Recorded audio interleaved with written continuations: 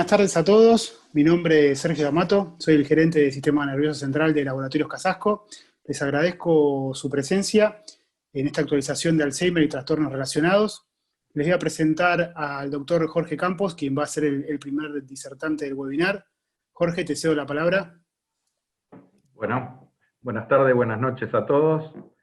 La idea de tratar de presentar algunas actualizaciones y después hacer una charla ameno o preguntas, digamos, que sería lo ideal que lo pongan en el chat, y yo voy a tratar de seleccionar de todas las preguntas, digamos, las más relevantes o las que no se repitan, ¿no? Vamos a arrancar. Yo voy a hablar básicamente de Lewy Body, que es un poco lo que estoy haciendo últimamente, y siempre me gusta arrancar con esta diapositiva porque nos permite ver un poco lo complejo que es el diagnóstico de las demencias. Mucho está cargado sobre lo fenotípico, es decir, sobre la clínica, pero es importante tener en cuenta que esto está generado por distintas proteínas alteradas, las patologías y también la importancia que tienen los genes a la hora de la probabilidad de tener una enfermedad o directamente una mutación que genera la enfermedad. Elegí este estudio que se publicó este año, hay varios, pero muestra un poco esto que veíamos de la complejidad, sobre todo por la superposición de patologías.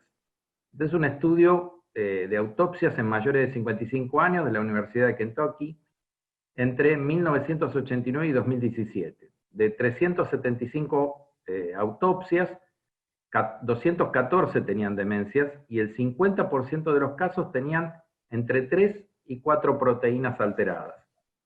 Este es el trabajo que coordinó o realizó, digamos, Yama Karant con todo el equipo, y donde vemos que hasta casi un 20% de las patologías de las demencias, perdón, tenían 4 proteínas alteradas. Y el resto de las demencias, más del 50% tenían por lo menos 2 patologías, ¿sí? Tenían combinado, digamos, patología de tipo Alzheimer con TDP-43 o patología de tipo Alzheimer, por ejemplo, con alfa-sinucleína. Es decir, más de la mitad de las personas con demencia tenían por lo menos 2 patologías concomitantes.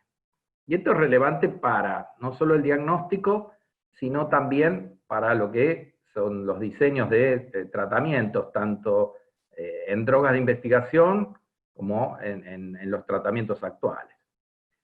Siempre hay que tener en cuenta, porque me ha pasado varias veces, que se ha diagnosticado, por ejemplo, con demencia por cuerpo de Lewy, a pacientes que no tienen trastornos cognitivos o que son trastornos cognitivos todavía demasiado leves sin demencia. Entonces, es importante tener en cuenta que los trastornos cognitivos deben ser progresivos y de suficiente magnitud como para interferir en su vida social y funcional.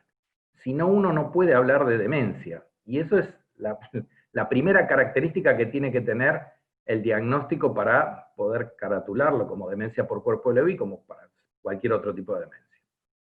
Lo otro que es importante para esta patología es que los test que usamos, diríamos, en el consultorio, habitualmente no solo los neurólogos, sino los clínicos, como el Minimenta o el MOCA, muchas veces inicialmente pueden ser normales, y esto hacer parecer que no tiene un problema cognitivo.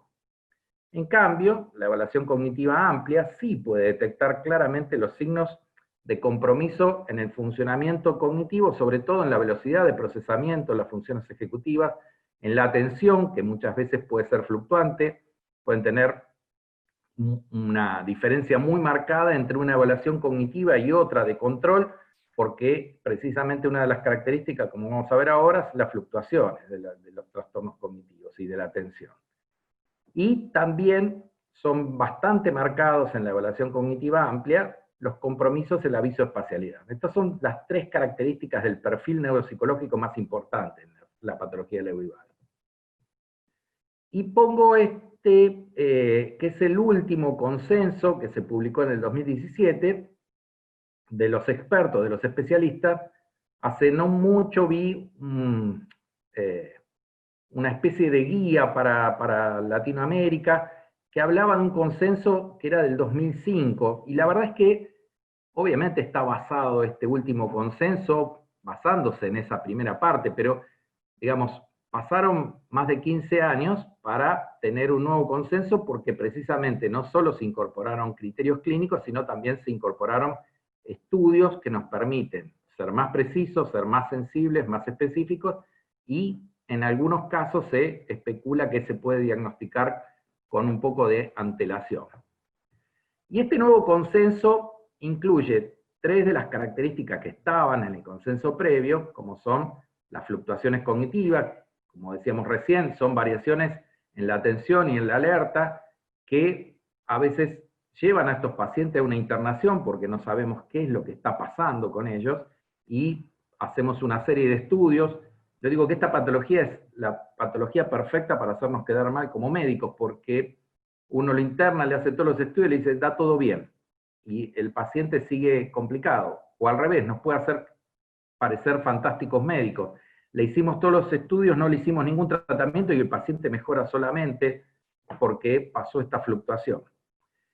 Las alucinaciones visuales, que son muy características, aparece hasta en el 80% de las personas que tienen Lewy body y son precoces en la patología, son generalmente complejas, son muy detalladas y recurrentes, casi siempre tienen el mismo tipo de alucinación. Por ejemplo, si ven animales o personas, casi siempre son los mismos, y son los mismos que incluso que interactúan con ellos, porque a veces estos pacientes se dan cuenta que son una alucinación, pero no lo dejan de ver, y obviamente interactúan, pueden charlar con la alucinación y no darse cuenta.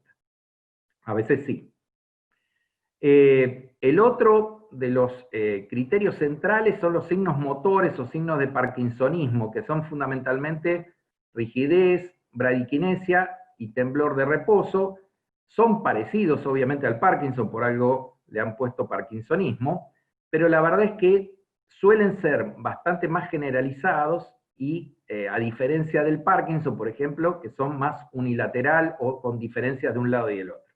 Eso es bastante característico. También suelen tener estos pacientes inclinaciones corporales hacia un costado, por ejemplo, que eso también dificulta muchas veces trastornos en la marcha, en caídas, precisamente por estos trastornos.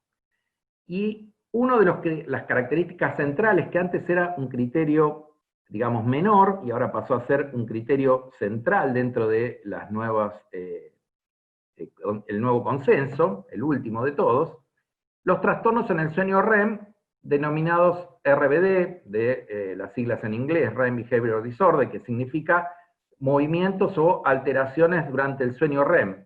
¿Por qué? Porque estos pacientes en el sueño REM solemos tener todos atonía, es decir, no tener tono muscular. Estos pacientes no tienen esa atonía, es decir, presentan tono muscular, muchas veces se ven en la polisomnografía esto, y lo que hacen es actuar los sueños. Entonces, muchas veces el que nos aporta este dato es el cónyuge, que es golpeado porque son actividad onírica de peleas, o incluso caídas de la cama. Es bastante frecuente que nos cuenten que se cayeron de la cama, o que salen corriendo y se chocan contra la pared o la puerta, que también genera por ahí más la consulta. Pero muchas veces esos movimientos durante el sueño, el que lo relata es el cónyuge o el que duerme con el paciente, ¿no? Después aparecen las características clínicas de soporte, que también están las anteriores y aparecen unas nuevas. Una de las características más significativas es la sensibilidad paradojal que tienen estos pacientes a los neurolépticos, que hasta en el 50% de los casos aparecen. Como decíamos, las alucinaciones visuales, sobre todo, suelen ser bastante frecuentes y precoces, y estos pacientes suelen consultar, por ejemplo, al psiquiatra, lo más lógico, y el psiquiatra con buen tino les da un antipsicótico para mejorar las alucinaciones visuales, y el paciente no solo no mejora, sino que empeora y mucho más, y a veces esto realmente genera un gran problema para la familia, para el paciente y para el médico, porque la familia obviamente habla nada bien del médico que le dio este medicamento. Esto siempre hay que tenerlo en cuenta, por eso lo aclaro, porque sea al clínico, sea al neurólogo o sea al psiquiatra, todos podemos quedar bastante mal con esto de la sensibilidad paradojal, y es bastante frecuente, ya le digo, más entre el 50% presenta esta característica.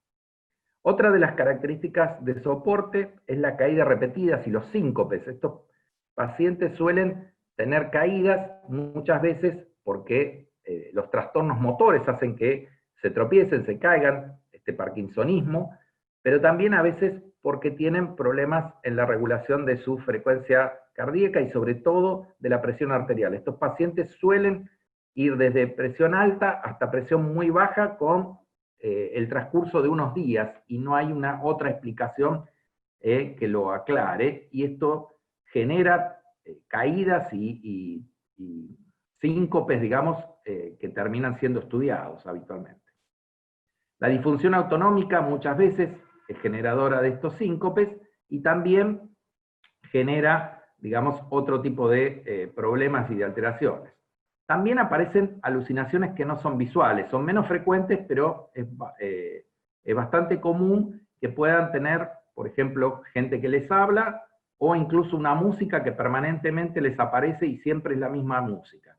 Así que eso también, insisto, siempre tenerlo en cuenta, porque muchas veces la primera consulta es al psiquiatra, y uno tiene que pensar que estos pacientes que son añosos, más que una esquizofrenia, lo que están haciendo es un tema de Lewy body.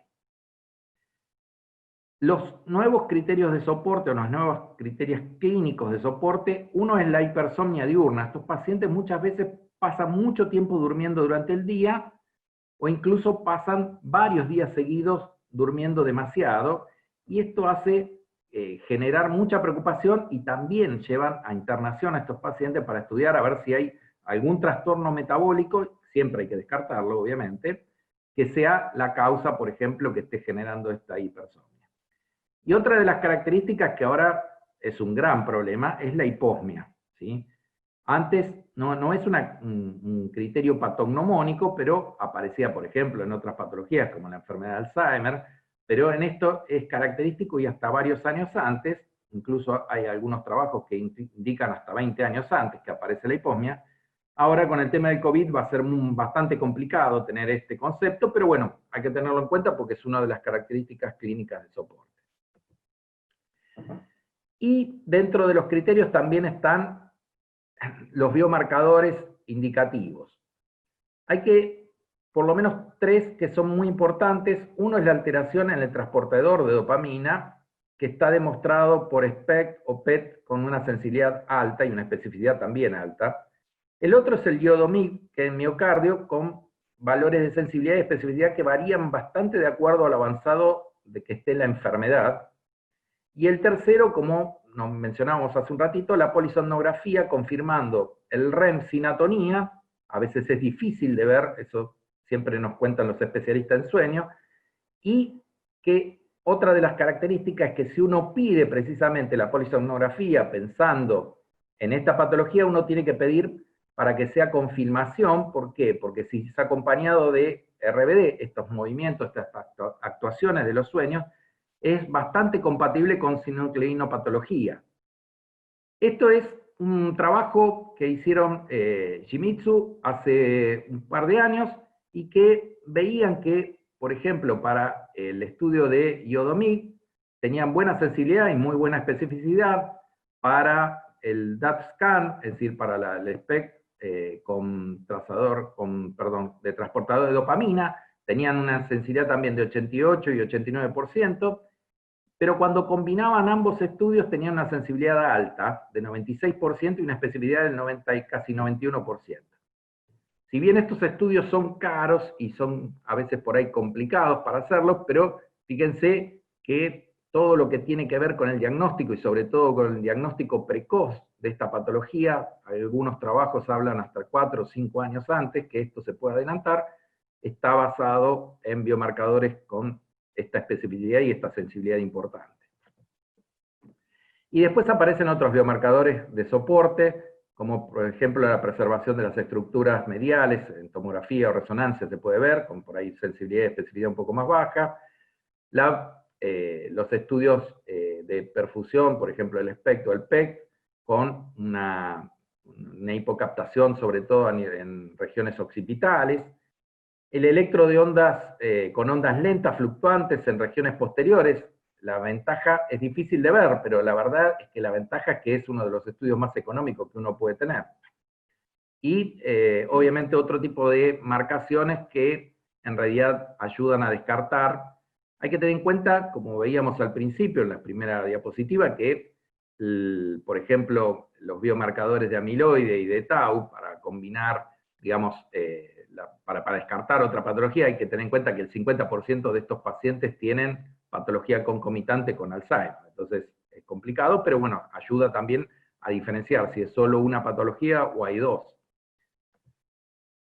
Acá vemos un poco la diferencia, digamos, entre una resonancia con cortes coronales a nivel de hipocampos, con normal, un Lewy body, que son bastante parecidos, y el Alzheimer con la típica atrofia hipocampal. También se ve esto en el TDP43, por ejemplo, que es otra de las patologías diferenciales. Esta es la tomografía por emisión de positrones con marcación sobre todo del caudado y del putamen normal, lo mismo que pasa en el Alzheimer, y fíjense la hipocaptación sobre todo de putamen en el Lewy body. Este es un paciente, la imagen de la derecha, un señor de 78 años que vino, paciente que yo vi, que venía tratado con un cuadro psiquiátrico de 3 años de evolución, un parkinsonismo atípico, decían, y lo habían tratado también como un cuadro de depresión esquizoide. ¿Por qué? Porque había hecho alucinaciones visuales hacía 3 años, empezó con un cuadro depresivo apático, tenía un parkinsonismo que lo relacionaban con algunas de las drogas que habían utilizado antipsicóticos, pero el paciente ya estaba sin drogas antipsicóticas y el paciente seguía con esta rigidez. Bueno, los estudios daban, o no daban, o no mostraban demasiado, hasta que terminamos haciendo una tomografía por emisión de positrones y mostraba esto que veíamos recién en los estudios, la diferencia, por ejemplo, con el paciente que tengo al lado, de temblor de reposo, que tiene una captación normal. Este tenía una captación, una hipocaptación muy importante, sobre todo a nivel de putamen. Y esto les decía, hay varios síntomas prodrómicos que ayudan, ¿sí? Por ejemplo la hiposmia, el REM sin atonía, trastornos de constipación, como por ejemplo aparece también en el Parkinson. Hay que tener en cuenta que la diferencia por ahora sigue siendo entre Parkinson y Lewy body la regla de un año, es decir, cuando aparecen primero los síntomas motores y más de un año después aparecen los trastornos cognitivos, uno habla más de Parkinson asociado a demencia o demencia asociado al Parkinson, y si empieza con los otros trastornos antes que los movimientos, los trastornos motores, habla más de Lewy body, ¿no? No siempre completan todo el cuadro. Y esto para ir terminando un poco lo fácil que es la elección de tratamientos. En realidad es muy compleja. Estos pacientes muchas veces mejoran lo que es la parte cognitiva, cuando uno utiliza inhibidor de acetilcolesterasa, el más estudiado es el donepezilo, pero no es el único. Siempre hay que tener en cuenta que, así como puede tener ventajas el tratamiento, hay que tener en cuenta los efectos secundarios, por ejemplo, puede empeorar la incontinencia. El tema de la levodopa, en dosis bajita y al principio ayuda a mejorar las rigideces, hay que tener en cuenta que puede empeorar la hipotensión ortostática y sobre todo dar más alucinaciones visuales, es muy frecuente esto. Los antipsicóticos, como decíamos, puede ayudar a mejorar las alucinaciones visuales, pero hay que tener en cuenta el efecto paradojal, y sobre todo que puede empeorar las rigideces. Y por ejemplo el desorden del sueño, que uno puede utilizar clonazepam, melatonina, los antidepresivos.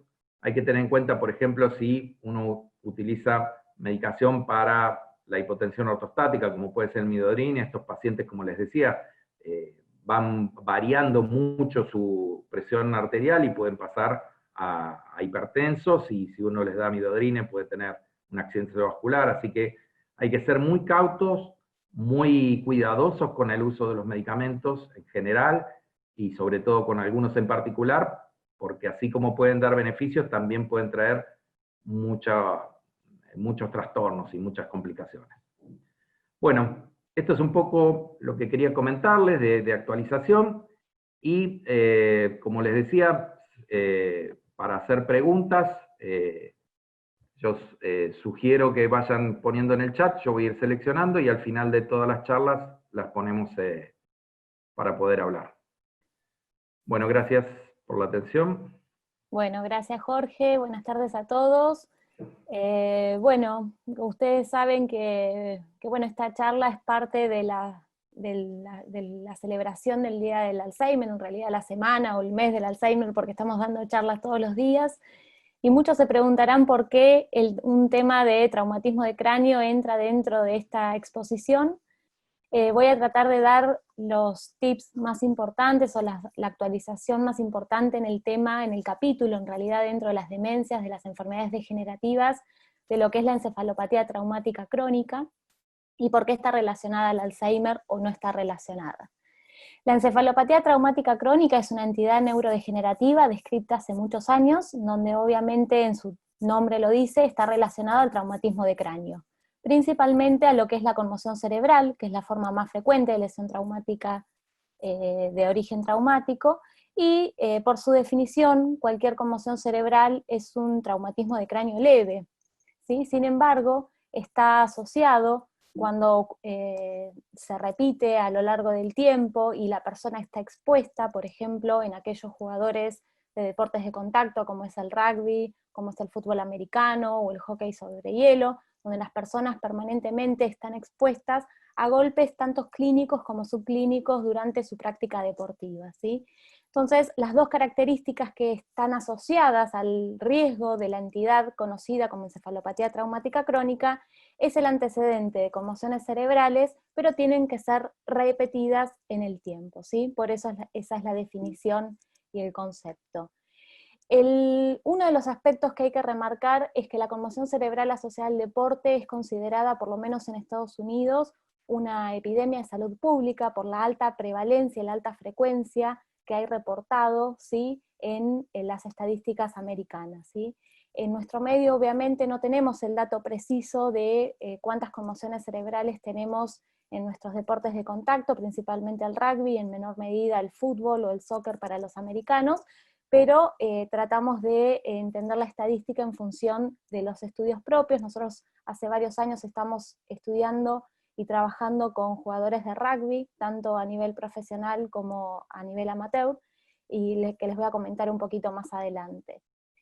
Y el segundo concepto más importante, o sea, el primero es esta asociación entre trauma de cráneo leve y la exposición a los traumatismos reiterados, y el segundo concepto importante a remarcar en el día de hoy es que tradicionalmente el traumatismo de cráneo, los neurólogos lo preguntábamos como un factor de riesgo ya conocido en la mayoría de los estudios epidemiológicos asociados a una mayor prevalencia de enfermedades degenerativas, y obviamente la principal es el Alzheimer.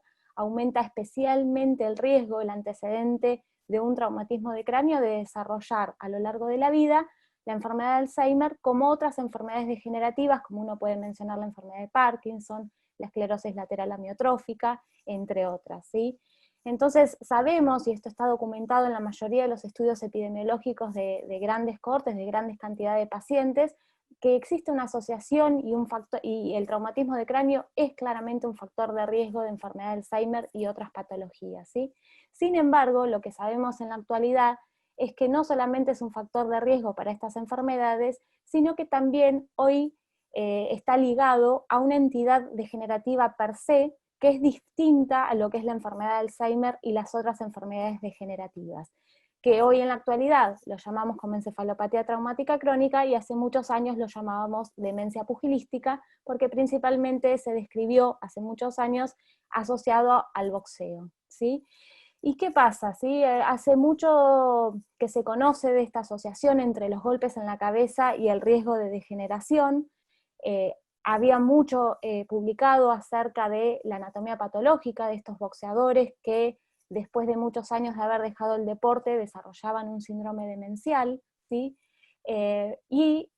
Recién en el año 2005 es cuando se empieza otra vez a reflotar el concepto, gracias, no sé si probablemente muchos hayan visto la película La verdad oculta, o Concussion en inglés, donde cuentan la historia de un jugador de fútbol americano que fallece prematuramente a los 52 años, luego de una larga enfermedad degenerativa, donde algunos neurólogos muy conocidos de Estados Unidos le decían que era un Alzheimer, ¿sí? Que era una demencia presenil, ¿sí? Por las características claramente degenerativa del cuadro, ¿sí? Había comenzado a los 30 y pico de años con trastornos psiquiátricos, trastornos cognitivos, que había generado un importante impacto funcional y dependencia, ¿sí? Incluso se había separado de la mujer por las cuestiones relacionadas al consumo de drogas, del alcohol, ¿sí? Y principalmente al cambio de conducta y al cambio de comportamiento.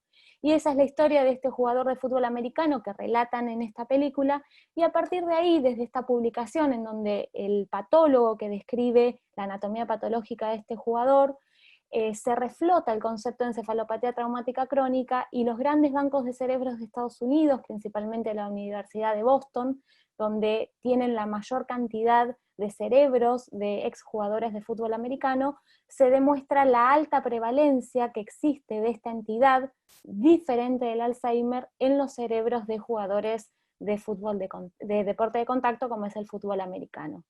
Y la principal distinción que hay que hacer, por eso este gráfico, que en realidad es una diapositiva de Anne McKee, que es la anatomopatóloga de la Universidad de Boston, donde se ve que claramente hay un aumento de la trascendencia y de la importancia mediática que se le da al posible riesgo entre la encefalopatía traumática crónica con el antecedente de la exposición a los traumatismos de cráneo, y lo lento que venimos en el conocimiento a nivel científico, ¿sí?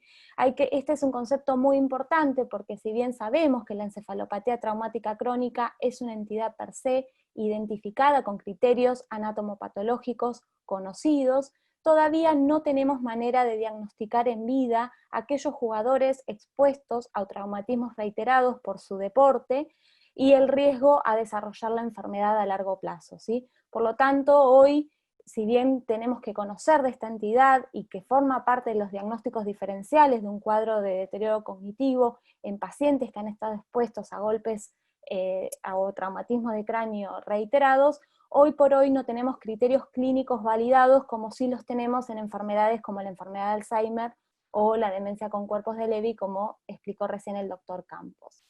Entonces ese es el principal concepto. ¿Por qué se asocia el traumatismo de cráneo leve al desarrollo posterior de una enfermedad degenerativa? Por definición, un traumatismo de cráneo leve es una condición transitoria donde genera una disfunción transitoria a nivel neuronal, principalmente a nivel axonal, y que por lo general la mayoría de esas lesiones que son transitorias, por su definición lo dicen, se recuperan dentro de los primeros 10 a 15 días de haber ocurrido el golpe en la cabeza.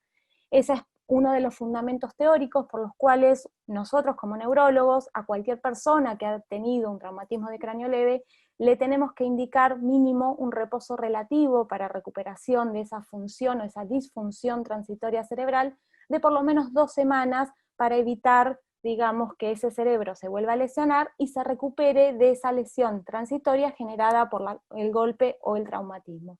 Esto es en general para cualquier traumatismo de cráneo leve, ¿sí?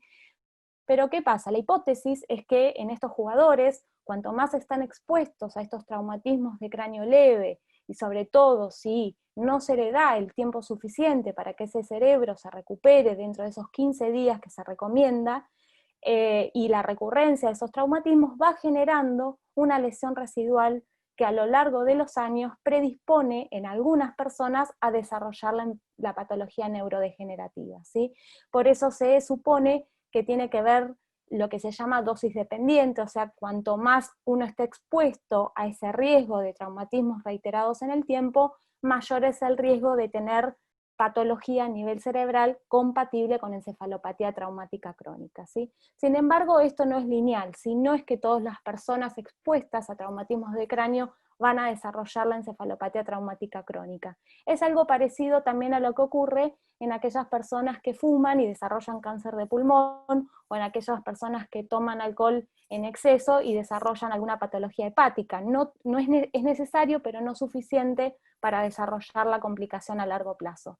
Hay un montón de cosas que todavía no se saben, factores genéticos, factores protectores, otras comorbilidades asociadas en este grupo, subgrupo de jugadores que desarrollan la entidad, que todavía no están claras y no están definidas, y por eso esta brecha entre lo que se sabe mediáticamente y lo que sabemos científicamente.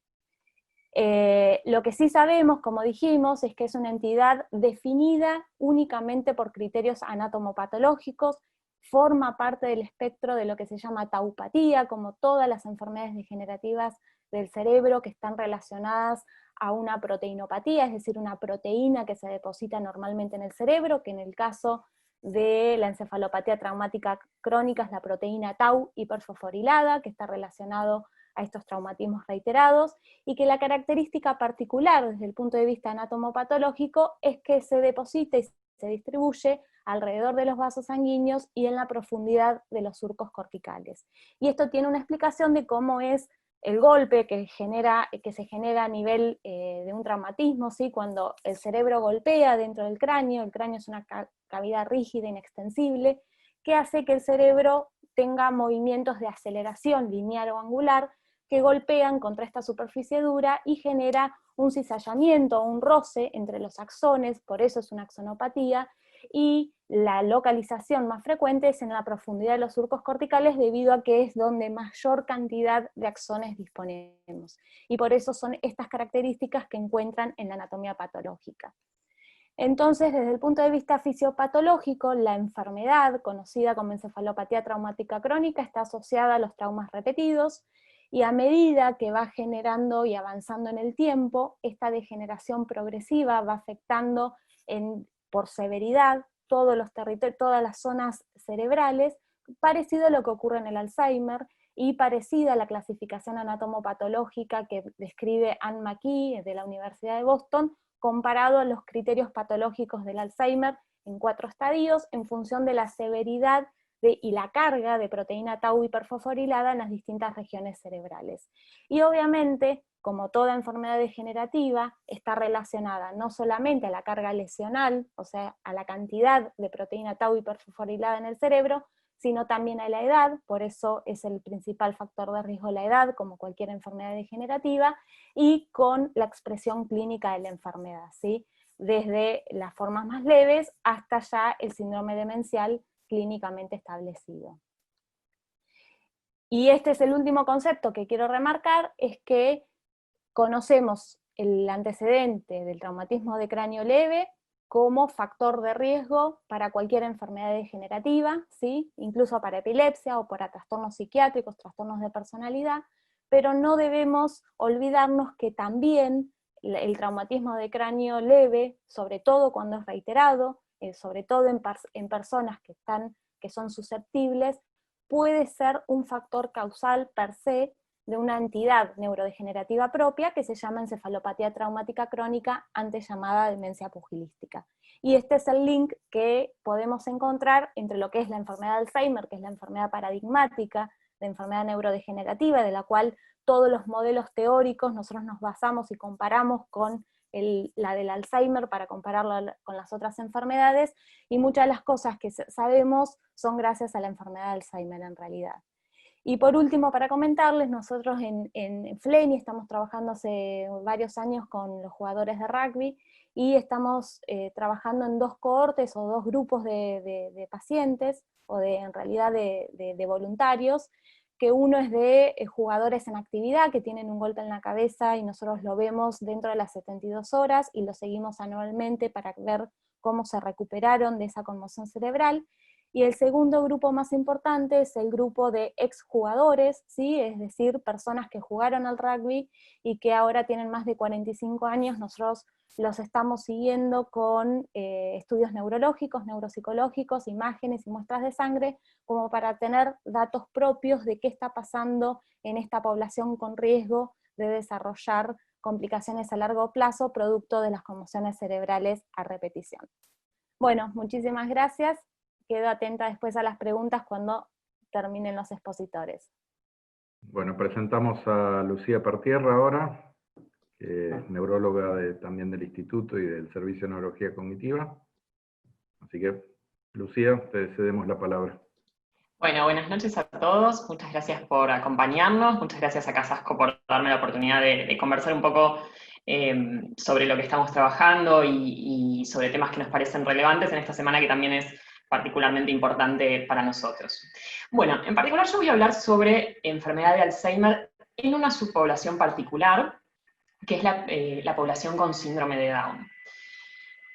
Si empezamos por hablar, me imagino que todos ustedes conocen de qué se trata el síndrome de Down, pero de todas maneras no está de más refrescar que es un síndrome producido por una anomalía cromosómica, y es la anomalía cromosómica más frecuente en recién nacidos vivos. Esto tiene que ver con que es la más tolerable desde el punto de vista de viabilidad del embarazo, y es por eso que es la más frecuente. A su vez también es la más frecuente causa genética de discapacidad intelectual. Y en particular, en las últimas décadas, la población con síndrome de Down ha sufrido o se ha visto beneficiada de un significativo aumento en su expectativa de vida. Si nosotros nos remontamos a la década, algo no tan lejano, a la década de los 80, la expectativa de vida de las personas con síndrome de Down rondaba los 20, a duras penas 30 años. Y esto fundamentalmente ocurría a expensas de la importante mortalidad que tenían por patología relacionada a los defectos congénitos, a las cardiopatías congénitas y a otras enfermedades también, en general hemato-oncológicas, durante la infancia temprana. De manera que, si bien hace algunas décadas la expectativa de vida rondaba los 20 y tantos años, hoy por hoy la expectativa de vida de las personas con síndrome de Down alcanza los 60 años. Esto conlleva que la población con síndrome de Down esté incrementándose y fundamentalmente a expensas de los adultos mayores con síndrome de Down. Y en ese contexto es que estamos empezando a conocer qué características tiene esta subpoblación de individuos con síndrome de Down, y introducimos el concepto de lo que se denomina envejecimiento acelerado. Quizás técnicamente no suena realmente un término demasiado técnico, pero hace alusión a la predisposición que tienen las personas con síndrome de Down a presentar enfermedades que en la población general se relacionan con el envejecimiento y que en ellos aparece a edades algo más tempranas. Si bien es muy difícil establecer una edad a la cual uno pueda hablar de adulto mayor o de tercera edad en síndrome de Down, hablamos en general, como para dar una idea orientadora, que hablamos de personas adultas mayores con síndrome de Down a los mayores de 45 años. Entre estas enfermedades cuyo riesgo está aumentado en los adultos mayores con síndrome de Down, se encuentra la enfermedad de Alzheimer, y eso es un poco lo que hace que hoy estemos hablando de esto. Como siempre decimos, en Argentina los datos epidemiológicos son escasos o de pobre calidad, y en vistas de este problema, el año pasado estuvimos trabajando con información de la Agencia Nacional de Discapacidad, tratando de establecer aproximadamente una prevalencia de síndrome de Down en Argentina. Se nos ocurrió que podíamos llegar a obtener información interesante a partir de recabar los certificados de discapacidad vigentes otorgados o que constaran con el diagnóstico de síndrome de Down. En esa información es la que está volcada en los dos gráficos que les voy a mostrar, y lo que vemos es lo siguiente. Para que se den una idea, el total de individuos con certificado único de discapacidad vigente a junio de 2019 y en el cual constara el diagnóstico de síndrome de Down, ascendía a casi 40.000 individuos. Eran unos 30.000, está en el tope de este gráfico, 39.877 individuos. Como pueden ver, la mayor parte de los individuos son individuos jóvenes. En este gráfico están representados la cantidad de certificados de discapacidad en función de grupos quinquenales de edad. Como ven, lo que llamaríamos adultos mayores son la minoría, y eso es lo que está mejor representado en el gráfico de la derecha, mostrando que aproximadamente 2/3 de los individuos argentinos con certificado de discapacidad, vale hacer esta salvedad de que la información que tenemos es síndrome de Down que tenga un certificado de discapacidad vigente, con lo cual tenemos que tener en cuenta que esto probablemente tenga un subregistro, y el tercio siguiente es el que se distribuye entre los adultos, los adultos jóvenes y los adultos mayores de más de 45 años, esta subpoblación de 2.500 individuos aproximadamente. Podría no parecer demasiado importante el número de individuos, pero lo que cabe considerar es no solamente cuántos individuos habitan la República Argentina con síndrome de Down y son adultos mayores, sino también qué riesgo tienen de presentar enfermedad de Alzheimer. Que es donde entra esta otra diapositiva en la cual mostramos lo alto que es el riesgo de presentar demencia en las personas con síndrome de Down. En el gráfico de la izquierda Es un gráfico muy parecido al que mostrábamos recién con los datos argentinos, de un trabajo de llama Neurology del 2018, con respecto a los individuos mayores de 45 años con síndrome de Down que se atienden a través de Medicare, el Servicio Norteamericano de Salud, en el estado de California. Y ahí lo que ven los histogramas, o sea, las barras corresponden a la frecuencia de individuos por grupo quinquenal, y la línea grafica la prevalencia de demencia en sujetos, y lo que vamos viendo es que la prevalencia aumenta significativamente con el aumento de la edad, pasando de una prevalencia alrededor del 20% en individuos de 45 a 49 años, y una prevalencia máxima en el grupo de 60 a 65 años, que representa un 56% aproximadamente este punto en el gráfico. Probablemente a muchos de ustedes les llame la atención esta caída en la prevalencia. En definitiva se refiere, digamos, esto representa la mortalidad en realidad que tiene la demencia en contexto del síndrome de Down y en población general obviamente, y probablemente por eso veamos una caída en la prevalencia, ¿no? Que no represente realmente una disminución en la incidencia realmente, sino que básicamente esta población va mermando por las condiciones asociadas y la mortalidad propia relacionada a la demencia. De manera que es una población que tiene un riesgo acumulado, y ahí es donde miramos el gráfico de la derecha, muy alto de desarrollo de enfermedad de Alzheimer. Hoy por hoy hablamos de que el riesgo es de casi el 100% luego de los 65-70 años, y si seguimos este punto en esta curva, vamos a ver que el trazo se acerca significativamente al 100% cuando pasamos entre los 65 y los 70 años. Con lo cual es una población con un altísimo riesgo de presentar demencia, y en particular demencia por enfermedad de Alzheimer. Bien, hablemos un poco entonces de a raíz de qué surge este riesgo tan alto de presentar enfermedad de Alzheimer en las personas con síndrome de Down. Bueno, como decíamos antes, el síndrome de Down es una anomalía cromosómica, con lo cual si hiciéramos un cariotipo de una persona con síndrome de Down, muy probablemente tenemos 95% de chances de encontrar este cariotipo, ya que el 95% de los casos se corresponden o se deben a una trisomía libre del par 21. Vemos los 46 cromosomas, o sea, los 23 pares, y en el par 21 de este individuo vemos que hay 3 cromosomas. Si nos acercamos un poco más al cromosoma 21, vamos a ver que es un cromosoma que tiene muchos genes, es relativamente chico comparado con otros, ¿no? Pero de todas maneras tiene más genes, pero el que mayor relevancia le damos es al gen de la APP, el péptido precursor del amiloide. El péptido precursor del amiloide es una proteína que se encuentra en la membrana de las neuronas y que puede sufrir dos vías metabólicas que podemos dividir en una vía amiloidogénica y una vía no amiloidogénica. Son dos vías que están normalmente activas en nuestros cerebros y que la vía amiloidogénica, cuando se encuentra desequilibrada respecto de la amiloidogénica, conduce a la acumulación de amiloide, y esto es el paso que se considera inicial o más temprano en la cascada de eventos que desembocan en la enfermedad de Alzheimer y la demencia por enfermedad. Los pacientes con síndrome de Down tienen 3 copias de este cromosoma, con lo cual tienen 3 alelos de este gen, con lo cual hay una producción aumentada de proteína, de péptido precursor del amiloide, que cuando se atraviesa la vía amiloidogénica, redunda en que mayor materia prima, mayor síntesis mayor producción de amiloide y su agregación en placas, y la conformación de las placas amiloides, que, insisto, son el hallazgo anatomopatológico característico de la enfermedad de Alzheimer. De hecho, las personas con síndrome de Down, casi inevitablemente, a partir de los 40 años, presentan depósitos de amiloide en sus cerebros, lo cual no necesariamente correlaciona con un deterioro cognitivo ni con un deterioro funcional. Un poco esto respeta el paradigma central de entendimiento de la enfermedad de Alzheimer, en la cual el amiloide per se no es el que correlaciona con los síntomas y los déficits cognitivos. En vistas de esto y del mecanismo genético central, que de todas maneras vale mencionar, si bien este es el mecanismo sospechado como ser el principal causal, cabe decir que en el cromosoma 21 hay muchos genes relacionados con el metabolismo, con la depuración de metabolitos oxidantes y enzimas relacionadas al estrés oxidativo, con lo cual no es muy probable, está claramente estudiado, que hay otros factores intervinientes. Pero bueno, a los fines de introducir el tema, me parece que el concepto más importante a llevarse es un aumento de la producción de amiloide a expensas de un gen de APP triplicado. Y para, digamos, sintetizar este concepto genético junto con el de riesgo aumentado, revisemos los criterios diagnósticos de enfermedad de Alzheimer del Grupo Internacional de Trabajo de 2014.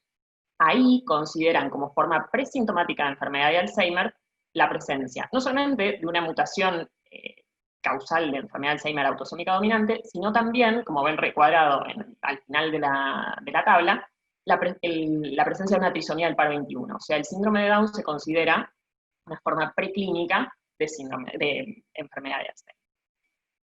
Bien, ¿y qué características tiene la enfermedad en esta población? Bueno, eso es algo que se está conociendo en los últimos años, a expensas de esto que decíamos, del envejecimiento progresivo de la población con síndrome de Down, y por lo tanto el conocimiento no es tan acabado como la enfermedad de Alzheimer en la población general.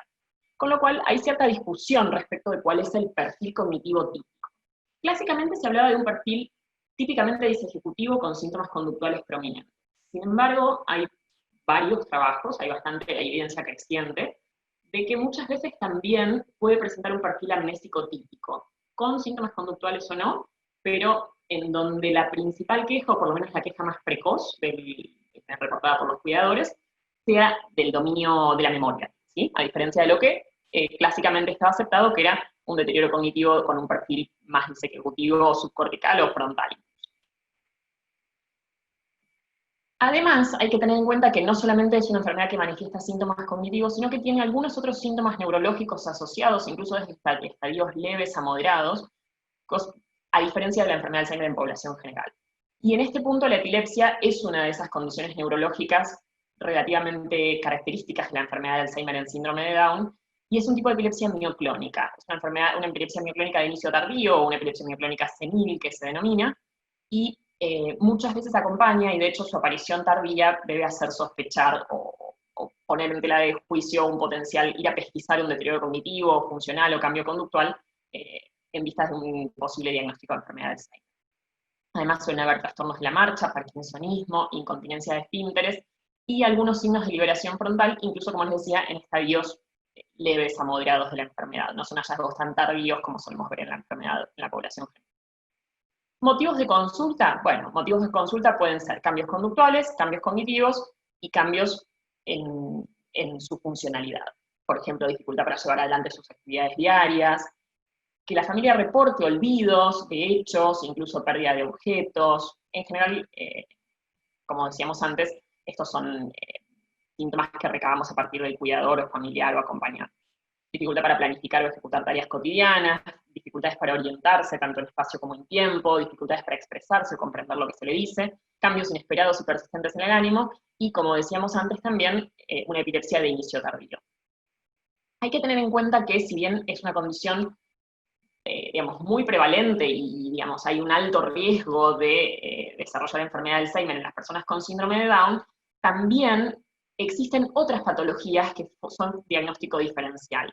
Y la importancia de reconocerlas radica en que estas otras patologías son en general tratables. ¿Qué diagnósticos diferenciales tenemos que plantearnos? Bueno, enfermedad endocrina, fundamentalmente enfermedad tiroidea, trastornos del ánimo como síntomas conductuales independientes del desarrollo de una enfermedad de Alzheimer subyacente. Déficits sensoriales son muy importantes, el déficit auditivo e incluso también los déficits visuales, las cataratas, el queratocono son condiciones muy frecuentes en el síndrome de Down. Y bueno, también pueden haber obviamente los déficits vitamínicos y demás cosas que sabemos de la población general. Y especial mención merece la apnea obstructiva del sueño, que es una condición muy prevalente en las personas con síndrome de Down, alcanzando casi el 70% en los adultos y adultos mayores, con lo cual muchas veces puede condicionar un mal descanso nocturno, cambios conductuales y algunos síntomas que pueden confundirse con enfermedad de Alzheimer.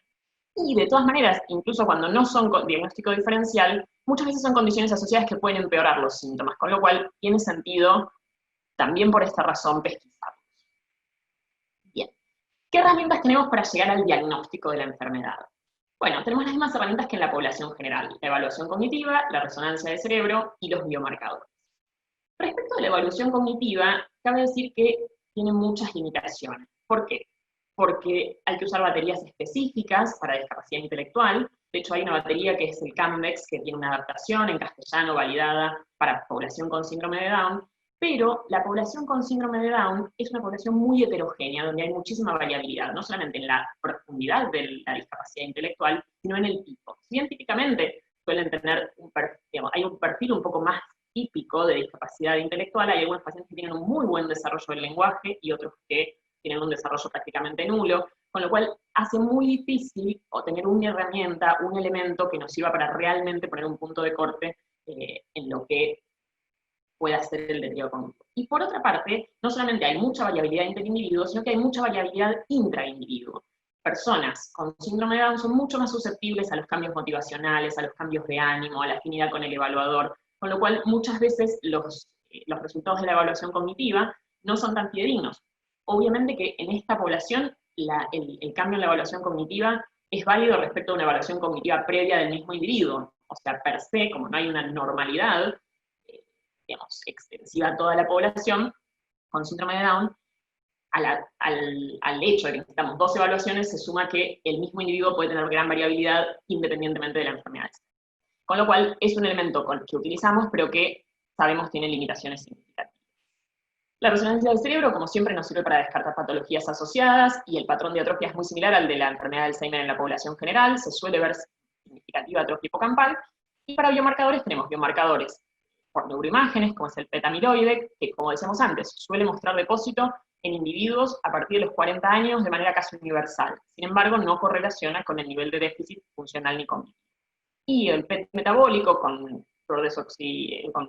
glucosa fluorada marcada, tiene un patrón que es un poco inespecífico y que no es, claro, no hay un patrón patognomónico, ni mucho menos, con lo cual también su uso, por el momento, es limitado en la práctica clínica. En donde más estudio hay hecho corresponde en los biomarcadores en líquido cefalorraquídeo, y de hecho en este grupo, en este área tiene gran relevancia el grupo de Barcelona. Ellos tienen una iniciativa muy interesante en donde reclutan pacientes a partir de su servicio de salud de personas con síndrome de Down, con lo cual no solamente brindan una muy buena atención a las personas adultas con síndrome de Down, sino que aparte tienen una fuente de información para hacer estudios y generar información científica de calidad muy buena. En este estudio, que es un estudio de Lancet Neurology de 2018, estudiaron, la idea no es entrar en detalle en la metodología del trabajo, sino hacer una vista superficial de las conclusiones. Básicamente ellos tomaron 2 grupos de pacientes, de personas euploides, o sea, con 46 cromosomas, sanos, de entre 23 y 58 años, y un grupo de personas con síndrome de Down. En ese grupo de personas con síndrome de Down había individuos asintomáticos, individuos con Alzheimer prodrómico, e individuos con demencia por la enfermedad de Alzheimer. Y lo que pudieron concluir a partir de analizar biomarcadores en líquido y en plasma es que en líquido cefalorraquídeo, los marcadores clásicos para enfermedad de Alzheimer, es decir, beta-amiloide 1,42, tau total, tau fosforilada, son buenos para diferenciar entre personas asintomáticas y personas con enfermedad prodrómica. Y mucho mejores incluso para diferenciar entre individuos asintomáticos con síndrome de Down y individuos con demencia asociada a Alzheimer en síndrome de Down. Sin embargo, no son tan útiles para diferenciar entre los grupos de enfermedad prodrómica y demencia establecida, y en plasma el único biomarcador que tuvo un rendimiento aceptable fue el neurofilamento de cadena liviana, que obviamente también en líquido cefalorraquídeo fue también bueno su rendimiento para diferenciarlo. Bien. Dicho esto respecto del diagnóstico, como siempre llegamos a la diapositiva más corta y más frustrante, que es la del tratamiento. Si tenemos limitaciones en el tratamiento de la enfermedad de Alzheimer en la población general, en la población con síndrome de Down las limitaciones son incluso mayores. La realidad es que entre que es una enfermedad que en la población con síndrome de Down se conoce desde hace menos tiempo, y otros factores que podríamos decir en otro momento a qué se deban, hay muy pocos estudios respecto de tratamiento modificador de enfermedad o incluso sintomático en esta enfermedad. Si realizamos revisiones de Cochrane, lo que vemos es que hay pocos estudios, con lo cual la calidad, que tienen una calidad de evidencia baja, pero en definitiva la mayoría son respecto de donepezilo, memantina, obviamente los antidemenciales clásicos de la población general, y también hay estudios con simvastatina, antioxidantes y L-acetilcarnitina. Creo que lo más vale la pena mencionar es el donepezilo y la memantina, porque son los que efectivamente usamos. Respecto del donepezilo, si bien la evidencia es baja y los outcomes que se miden no son completos, no es claro que haya un beneficio, por lo menos de los síntomas cognitivos y de los síntomas conductuales, y sí hay un poco más de incidencia de efectos adversos, aunque no se menciona cuál es la gravedad de esos efectos adversos. Y con la memantina pasa lo mismo, pero con menos efecto, pero sin un aumento significativo de efectos adversos. La realidad es que cuando uno recurre a grupos de expertos, como por ejemplo el grupo de Barcelona, que como decíamos tiene una cohorte muy grande, ellos definitivamente usan inhibidores, el donepezilo definitivamente lo usa. Y quizás acá vale la pena mencionar también que para la epilepsia mioclónica se usan los fármacos típicamente utilizados para epilepsias mioclónicas, que son el levetiracetam y el ácido valproico.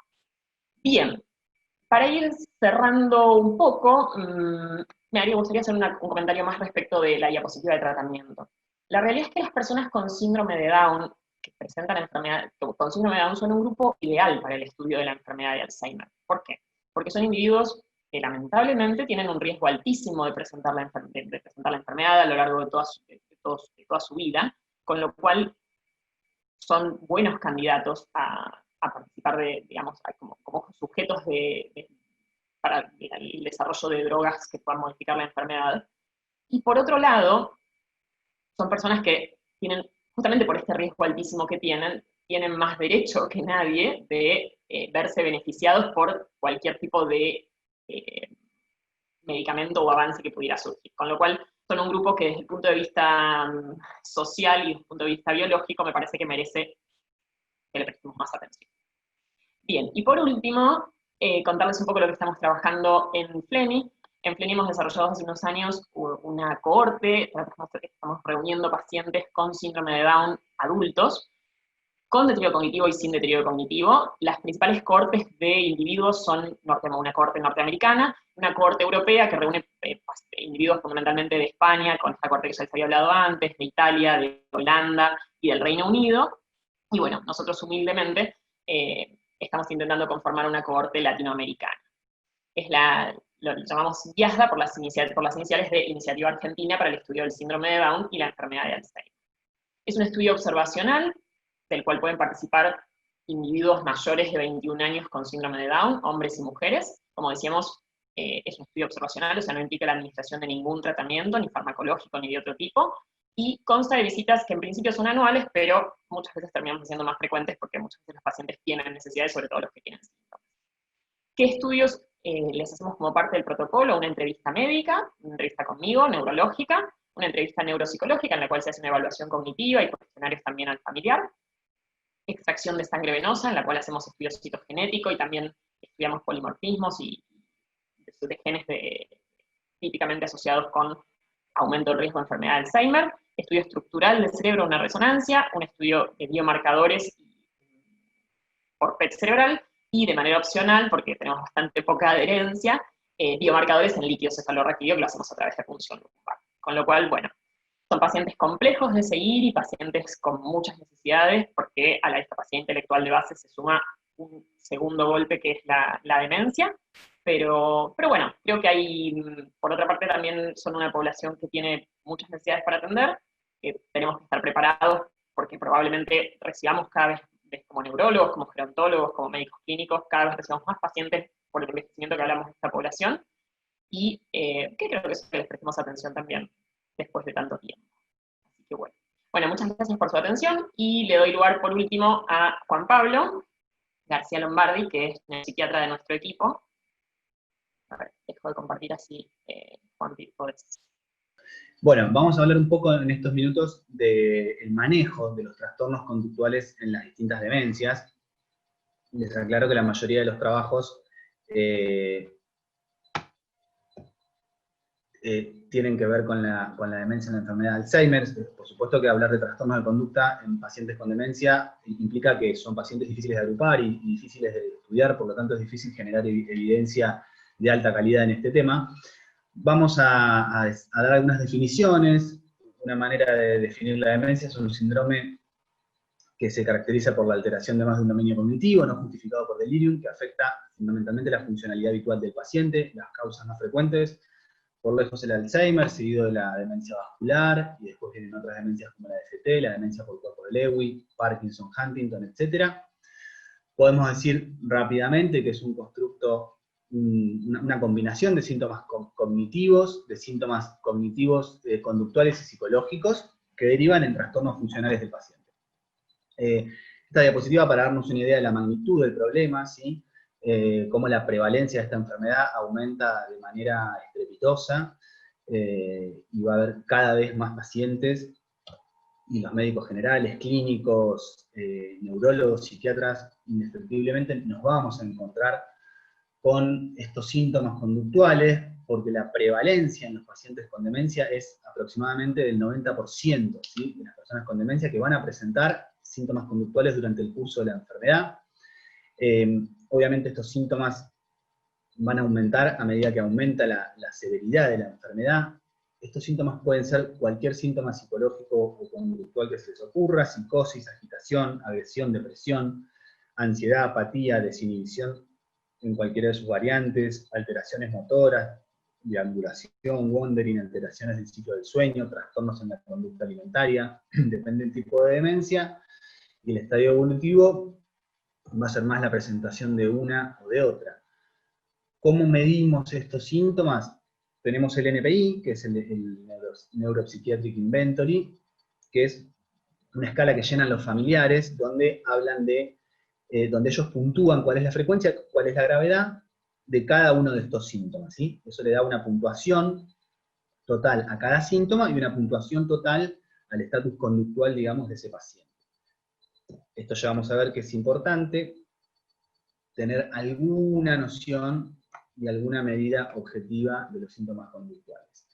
¿Cuáles son los picos de frecuencia de presentación, ¿sí? de los trastornos conductuales durante la progresión de la enfermedad? Y progresión entendida como, no sé si se acuerdan, de la primera diapositiva de este conjunto de presentaciones, la del doctor Campos, donde habla de los depósitos de proteínas patológicas y demás, que eso comienza en estadios preclínicos, ¿sí? Entonces, acá les muestro un trabajo que se hizo analizando los historiales clínicos de 100 pacientes con Alzheimer confirmados por anatomía patológica, y sacaron conclusiones muy interesantes, como que hasta 2 años antes del diagnóstico, ¿sí? Antes incluso de las manifestaciones clínicas que permitieron arribar a tales diagnósticos, el 72% de los pacientes experimentaron depresión, cambios en el ánimo, aislamiento social, ideas suicidas. Al momento del diagnóstico o perimomento del diagnóstico, que está graficado con el 0, presentaron alucinaciones, paranoia, delirios, y ya más evolucionada la enfermedad, el 81% de los pacientes presentaron más acostumbrados a ver y a asociar con la demencia, ¿sí? La frecuencia de los síntomas conductuales en la enfermedad de Alzheimer, vemos que la agitación, la ansiedad, la apatía, las conductas motoras aberrantes, es decir, la deambulación, junto con la irritabilidad, se llevan como la mayor presentación, digamos, la mayor incidencia de presentación de síntomas conductuales. A su vez, este otro gráfico intenta mostrar que de acuerdo al estadio, ¿sí? De la demencia, de la enfermedad de Alzheimer, cuán severa, o sea, cuánto va a puntuar el NPI en cada síntoma conductual. Y vemos que los síntomas más frecuentes, la agitación, la disforia, la apatía y las conductas motoras alteradas, van a ser más intensos, van a puntuar más a medida que la enfermedad es más evolucionada, ¿sí? Las barras blancas son la enfermedad más evolucionada, las lilas moderada y las verdes leve.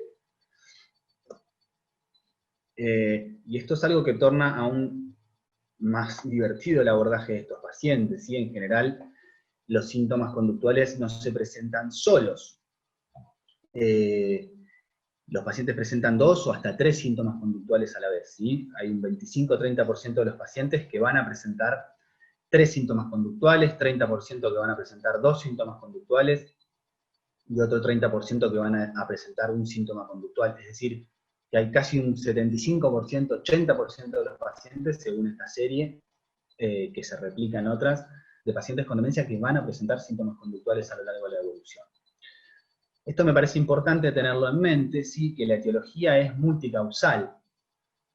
Lo central es que estos pacientes tienen mayor vulnerabilidad a estresores que derivan en estos síntomas. Esa mayor vulnerabilidad a estresores, por supuesto que está asociada con la neurodegeneración de la demencia, ¿sí? Lo cual implica cambios en la habilidad para interactuar con el ambiente, alteración de neurocircuitos que da síntomas quizás en forma más directa, pero hay otros factores del paciente, como la personalidad premórbida, la patología médica aguda que siempre hay que descartar, necesidades desconocidas o necesidades que el paciente es incapaz de expresar, por su deterioro cognitivo, por su afasia, etc., como dolor, miedo, sueño, factores del cuidador. Esto es muy importante, y es muchas veces lo más difícil de lidiar, ¿sí? Cuidadores que tienen un desajuste entre las expectativas de acuerdo a la severidad, qué esperar, hasta dónde puede llegar su familiar, problemas en la comunicación, estrés, depresión de los cuidadores, factores ambientales, ¿sí? Sobreestimulación, baja estimulación, falta de estructura y de rutina en las actividades del paciente. Eso es algo que, bueno, se hizo un trabajo en el servicio, hicieron la doctora Cohen y otros miembros del equipo, un trabajo donde, bueno, como todo esto que está sucediendo y la emergencia sanitaria impactó de manera muy negativa, y los pacientes aumentaron la ansiedad, la depresión. Entonces, esto lo tenemos que tener en mente a la hora de abordar y de pensar un cambio conductual, ¿sí? Entonces, cuando nos enfrentamos a un cambio conductual en un paciente, tenemos que intentar definir y describir el escenario clínico, el tipo y estadio de demencia, si hay síntomas psicológicos psiquiátricos de base, tratar de decodificar factores desencadenantes, ¿sí? Como vimos, necesidades desconocidas, problemas médicos, medicaciones nuevas que puedan estar generando efectos adversos, trastornos psiquiátricos, cuestiones del ambiente, del cuidador. Después diagramar, ¿sí? La necesidad de tratamiento, contextualizar qué es lo que antecede a la conducta, cuál es la conducta, cuál es la consecuencia de esa conducta, si existe evidencia suficiente para el tratamiento farmacológico, y si hay primero medidas no farmacológicas para tomar. Si todo eso es lo que tenemos que diagramar para decidir un tratamiento farmacológico en un paciente, ¿sí? Y después determinar el éxito, intentar cuantificar, ¿sí? Medir ese trastorno conductual como para después, en un futuro, pararnos y ver de dónde salimos y a dónde llegamos, porque raramente tengamos una remisión completa y a veces tenemos que considerar exitoso que el paciente haya disminuido la severidad y la frecuencia de los episodios simplemente. Hay que tener en cuenta antes de medicar personas añosas cambios fisiológicos asociados con el crecimiento normal y comorbilidades clínicas que son muy frecuentes en estos pacientes.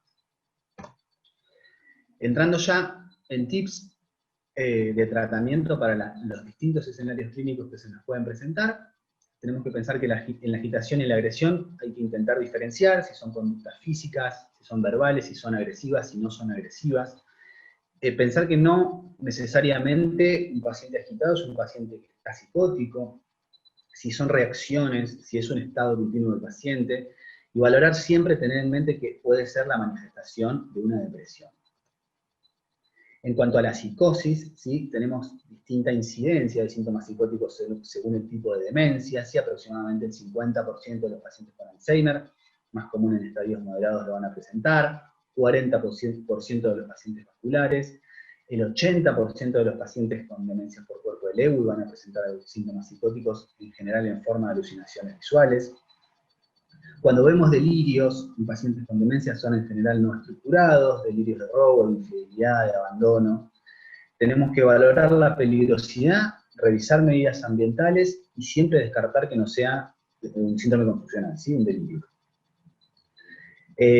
Como les decía,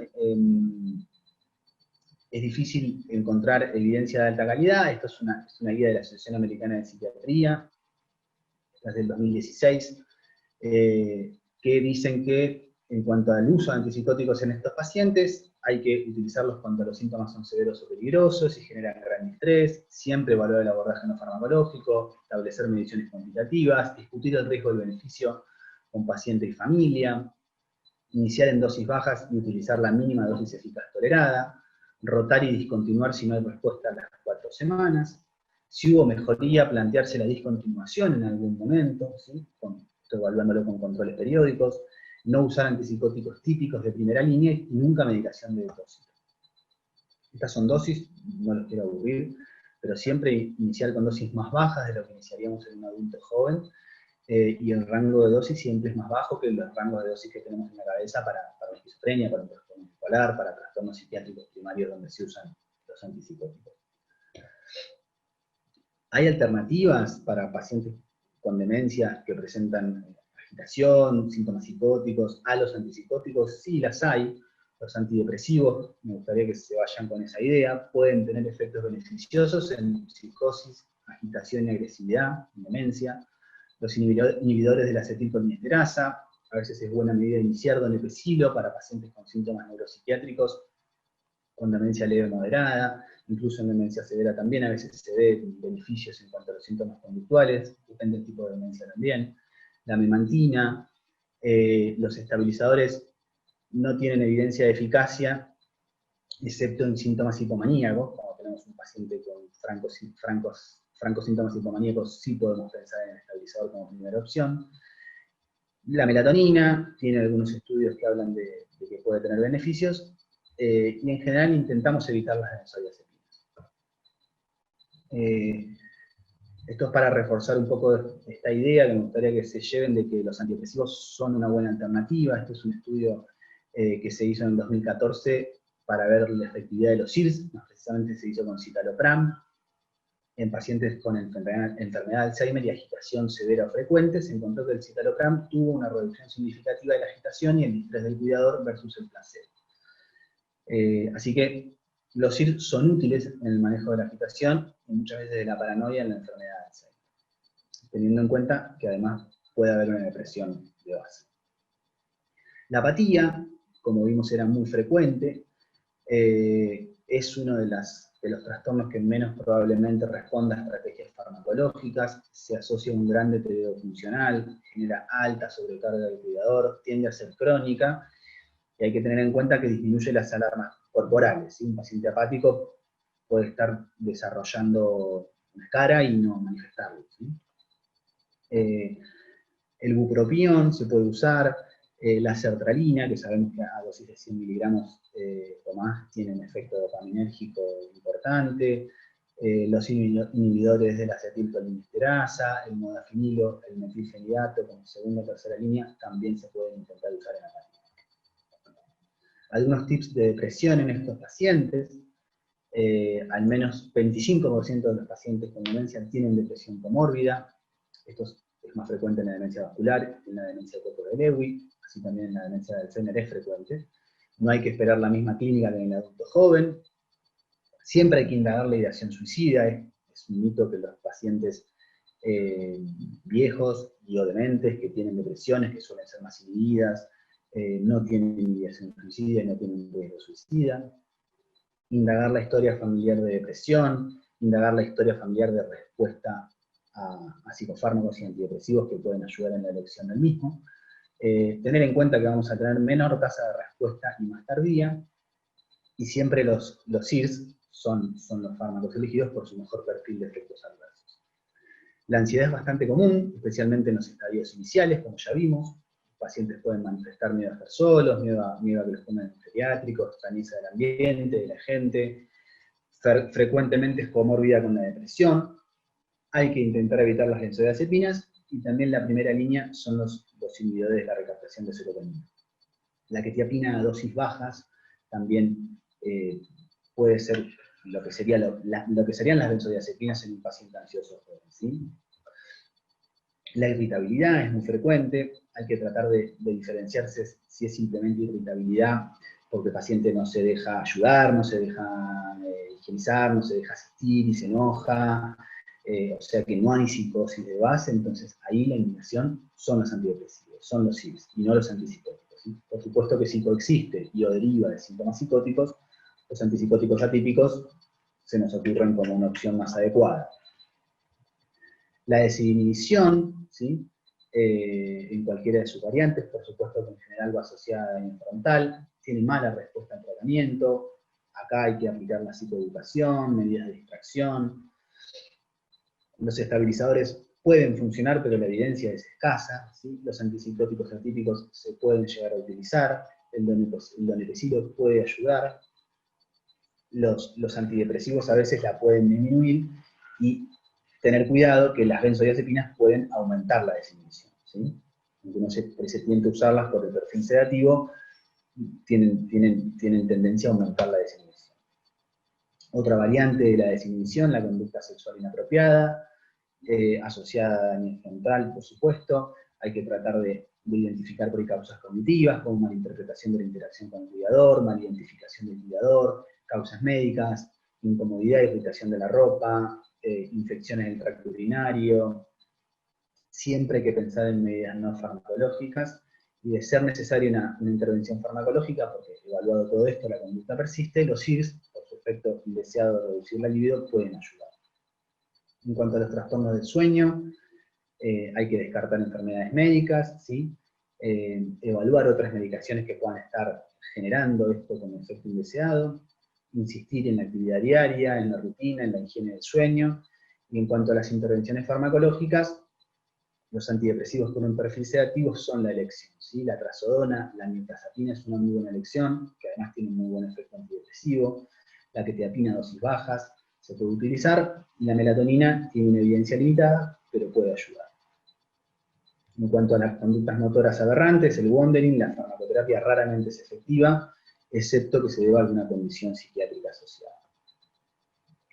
Bueno, como conclusiones entonces, siempre hay que ser un poco detective en esto, averiguar las causas subyacentes, causas médicas tóxicas, ¿sí? Alteraciones sensoriales, alteraciones del ambiente, identificar los síntomas blancos a tratar, identificar si se justifica tratar esos síntomas, pensar en intervenciones no farmacológicas primero, si todo esto deriva en que es una intervención a tratar farmacológicamente porque genera gran distrés al paciente y al cuidador, hay que iniciar una farmacoterapia con precaución, con monitoreo de la efectividad y de la seguridad, y siempre evaluar y no cronificar a los pacientes, ¿sí? Con el tratamiento,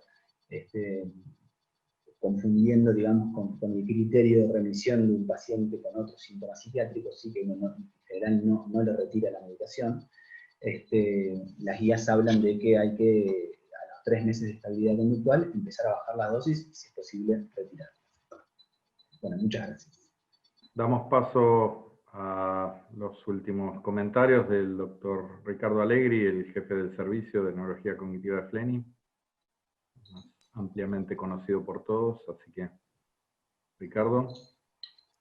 Bueno, gracias. Agradezco a los organizadores, le agradezco a Sergio de Casasco, a Jorge, a Julieta por, digamos, la organización de esto. Yo voy, como no podía faltar, uno no puede dejar de lado lo que tiene que ver con la pandemia, porque estamos en la pandemia, estamos planificando la pospandemia, estamos en una pandemia con una cuarentena de más de 190 días. ¿Y por qué la charla, esto que lo conocemos todo, y la verdad que todo esto lo escuchamos desde hace 6 meses, todos los días, 22 veces por día, cada uno de nosotros? Todo esto tiene que ver, ¿por qué? Porque si uno ve la situación epidemiológica de la ciudad de Buenos Aires, nos representa claramente en la diapositiva que estamos mirando cómo la mayor contagiosidad se da en gente joven, pero la mayor complicación y la mayor letalidad se da en gente grande. Y para la enfermedad de Alzheimer, esta epidemia es muy complicada por el virus, muy complicada por la pandemia, pero muy complicada por la cuarentena. O sea, de todos lados va en contra de la enfermedad de Alzheimer.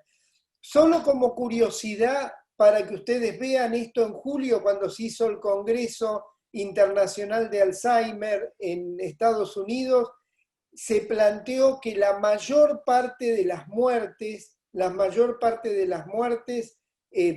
tienen que ver con individuos de mayor edad, y de los individuos de mayor edad, como sabemos, la mayoría tienen patología, y dentro de esas patologías está la enfermedad de Alzheimer. Nosotros, hacia esa época, hacia el comienzo de la pandemia, nos planteamos, abril de este año, que el árbol no nos tape el bosque, y publicamos en el blog de Neurology una serie de discusiones de a dónde estábamos parados y qué teníamos que ver hacia adelante. Y que el árbol no nos tape el bosque no quiere decir que la pandemia y el virus no sean gravísimos, sino que además de la pandemia y el virus tenemos todo el resto de las patologías y tenemos que verlo en sentido global cuando estamos abordando qué sucede con respecto a nuestros pacientes.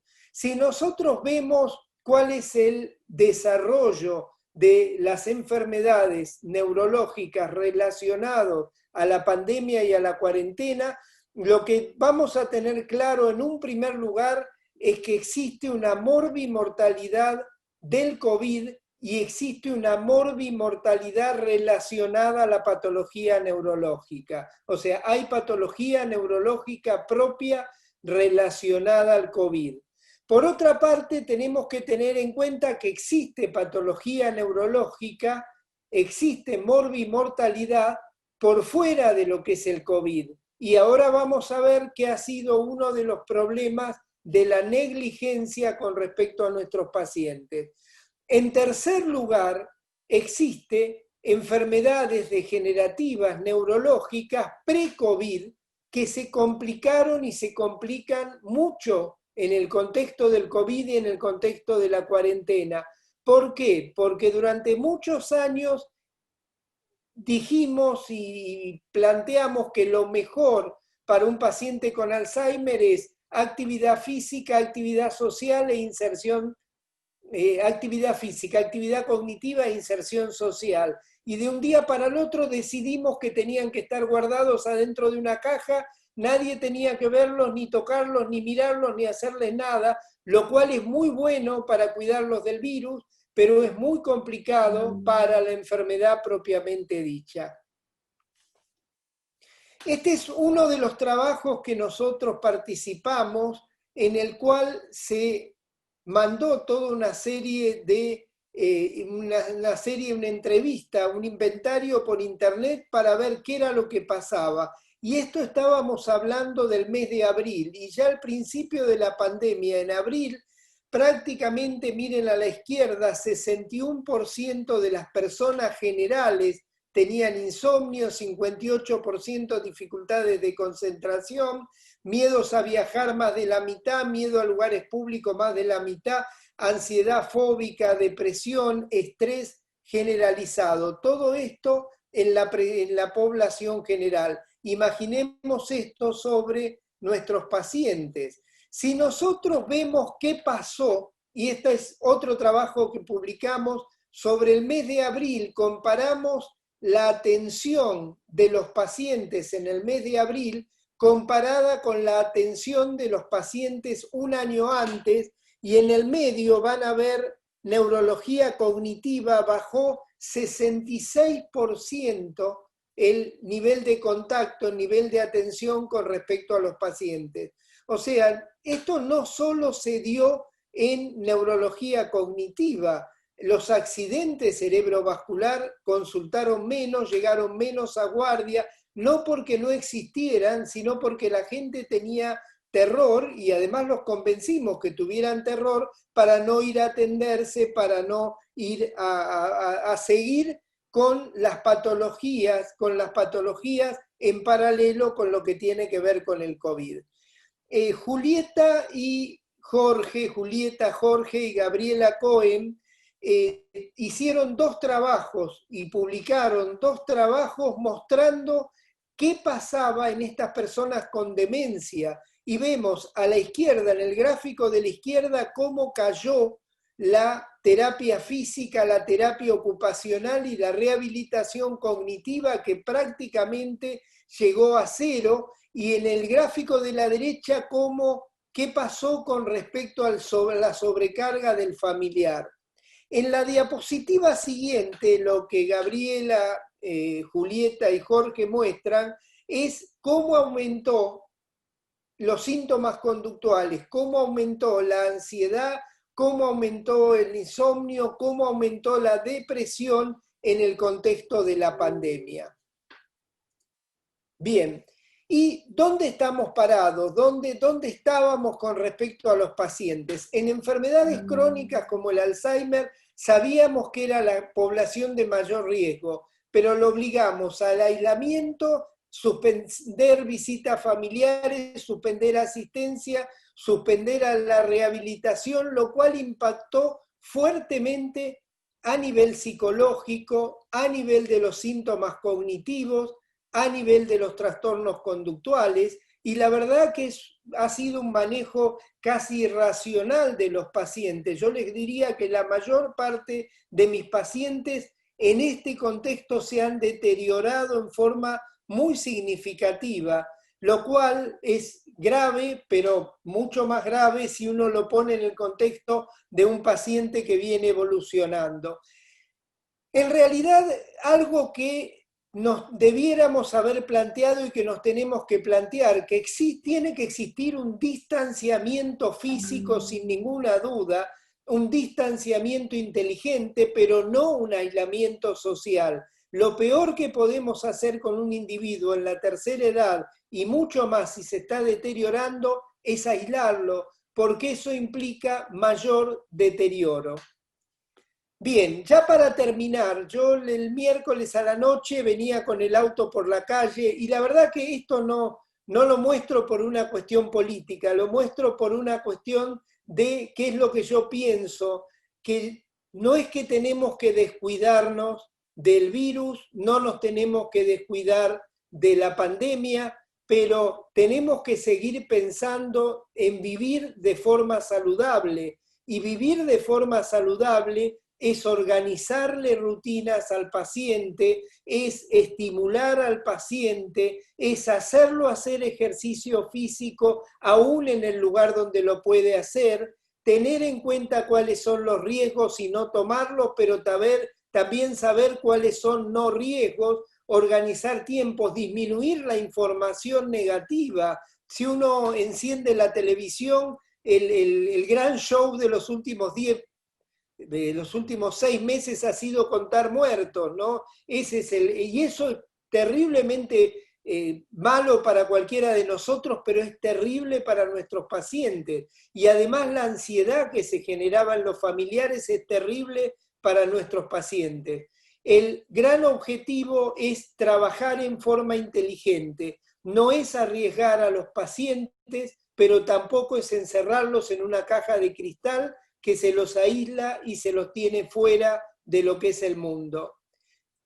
Les agradezco y quedo abierto a las preguntas. La idea era cerrar con lo que tiene que ver con la pandemia, no agobiarlos con información, todos sabemos de información del virus, de información de la patología, pero sí para que tengamos en cuenta que tenemos que ocuparnos de los pacientes con deterioro cognitivo, hay que proveerles rutinas, ejercicios, actividades y ver la forma que sigan con su control médico y sostener a la familia que, como todos nosotros, está muy desbordado por la situación.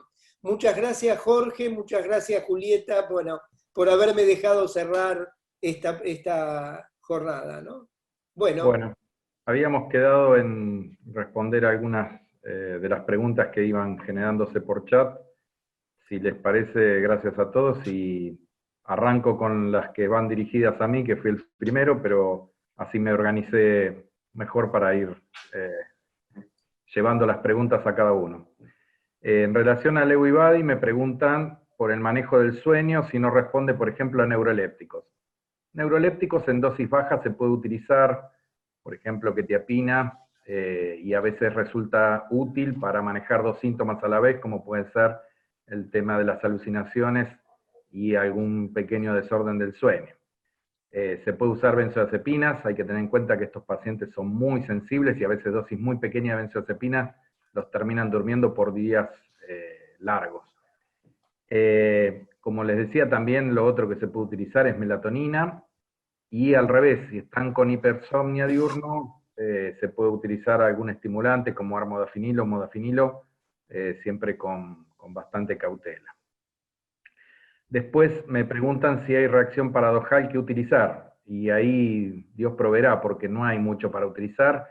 A veces también se puede utilizar alguna benzodiazepina para disminuir un poco la ansiedad, pero no mucho más. Realmente cuando hacen reacción paradojal a un antipsicótico, los otros también hacen reacción paradojal, entonces hay que tratar de, bueno, ayudarlos como se puede, pero no hay, por lo menos por ahora, un buen antipsicótico que mejore en estos pacientes, si tienen reacción paradojal. Y lo último, me preguntan si sonizamida para las delusiones. La verdad que yo no tengo experiencia, sí leí los trabajos, pero todavía me parece que le falta bastante recorrido para que sea aplicado, digamos, en la clínica práctica, ¿no? Después vamos a seguir con Julieta. Juli, te preguntan si el traumatismo, por ejemplo, en los boxeadores, ¿cómo es? Vos algo ya mencionaste, pero bueno, si querés hacer un comentario corto de esto. Sí, en realidad, bueno, en todos los deportes de contacto el traumatismo tiene el mismo mecanismo, ¿sí? Que es por golpe y contragolpe dentro de una cavidad inextensible que es el cráneo. La única diferencia es más cinética, que es que en los boxeadores el movimiento tiene una aceleración angular por el tipo de golpe que reciben. En cambio, los jugadores de rugby o de fútbol americano tienen una cinética más lineal, de adelante hacia atrás o de atrás hacia adelante. Pero el efecto a nivel cerebral, a nivel axonal, es prácticamente el mismo, ¿sí? El boxeo, obviamente, uno es más gráfico cuando el jugador tiene una conmoción cerebral, porque, bueno, es parte del objetivo del deporte el knockout, que por definición es una conmoción cerebral con pérdida de conocimiento. Lo importante es entender que no todas las conmociones cerebrales tienen pérdida de conocimiento, ¿sí? En lo que es el fútbol americano y el rugby, solamente el 10% tienen pérdida de conocimiento, y no es el único parámetro de severidad de la conmoción cerebral, ¿sí? La amnesia postraumática es mucho más importante como marcador de severidad de un traumatismo de cráneo, independientemente de la severidad, que la pérdida de conocimiento en sí misma. Así que bueno, obviamente si un jugador está en la cancha y tiene pérdida de conocimiento, todos sabemos que es una conmoción cerebral. El desafío es pesquisar aquellos jugadores que tienen conmociones cerebrales más leves, oligosintomáticas, o prácticamente a veces el jugador no se da cuenta, y ese es el objetivo de detectar la conmoción cerebral. Y algo que por ahí no aclaré, dependiendo de la literatura, se usa indistintamente traumatismo de cráneo leve y conmoción cerebral. Yo prefiero usar el término de conmoción cerebral cuando hay signos neurológicos visibles del golpe, ¿sí? O sea, no todo traumatismo de cráneo tiene que ser retirado, por ejemplo, de la cancha, o no todo traumatismo tiene que tener la recomendación de las 2 semanas. Pero cuando hay evidencia de una disfunción neurológica, a pesar de que haya sido transitoria de poca duración, es cuando uno recomienda las 2 semanas de reposo relativo. No es que a una persona se le hace un certificado que haga reposo por 2 semanas por tener una conmoción cerebral, sino que puede hacer sus actividades de la vida diaria normales, pero con ciertos recaudos en función si aparecen o no aparecen síntomas neurológicos.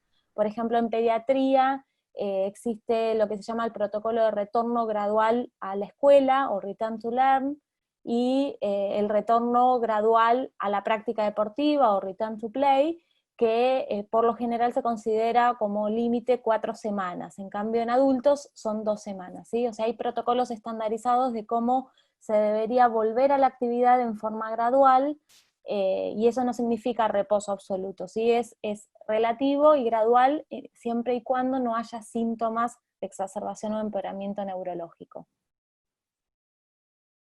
Muy bien. Bueno, ahí respondiste todo lo que Sí, iba a pues decir. había otras, ya las había visto. Vamos con Lucía. Lucía, te preguntan, ¿qué estudios usan más para el diagnóstico de la enfermedad en síndrome de Down?